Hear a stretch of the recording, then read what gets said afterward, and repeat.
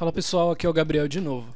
Nessa segunda aula, o tema abordado é a interface gráfica de usuário. Essa interface é um ambiente onde é feita a nossa programação gráfica. E nessa aula a gente também vai falar sobre o que são indicadores e controladores e um pouco sobre a natureza de dados. E agora eu vou explicar para vocês quais são os principais componentes dessa interface gráfica de usuário. Eu vou abrir apertando Ctrl N e apertando Ctrl T para dividir a tela. As duas principais áreas que a gente pode destacar seriam o Front Panel e o Block Diagram. Qual seria a diferença entre esses dois? No Block Diagram seria onde a gente faria a nossa programação, onde a gente inseriria os blocos e criaria toda a função e a lógica de programação que seria mostrada no painel frontal, que seria onde o usuário final utilizaria esse programa. Mas antes que a gente possa explicar essa terceira área, que seria o Connector Pane, a gente precisa ter mais ou menos uma ideia do que são VIs.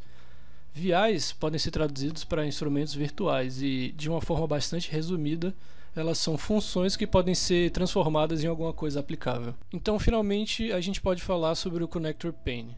O Connector Pane ele representa a VI e possibilita o uso em sub-VIs, que, de uma forma resumida, seriam VIs dentro de outras VIs, que podem ser usados dependendo da lógica que você for usar. Para explicar o que são indicadores e controladores, a gente vai refazer aquela função de soma que a gente tinha feito na primeira aula. Para isso, a gente vai inserir aqui dois controladores numéricos e um indicador numérico. E fazer a mesma operação de soma que a gente tinha feito na aula anterior.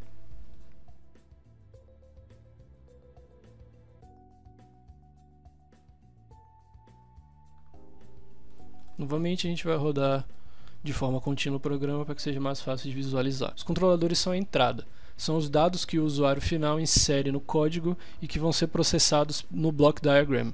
Já o indicador é a saída desse processo de processamento. Tanto os indicadores quanto os controladores possuem as mesmas naturezas de dados. Seriam elas as numéricas, as booleanas de valor verdade e a string path. Então é isso, pessoal, por essa aula é só. Na próxima aula a gente vai falar um pouco sobre natureza de dados e estruturas em loop em LabVIEW.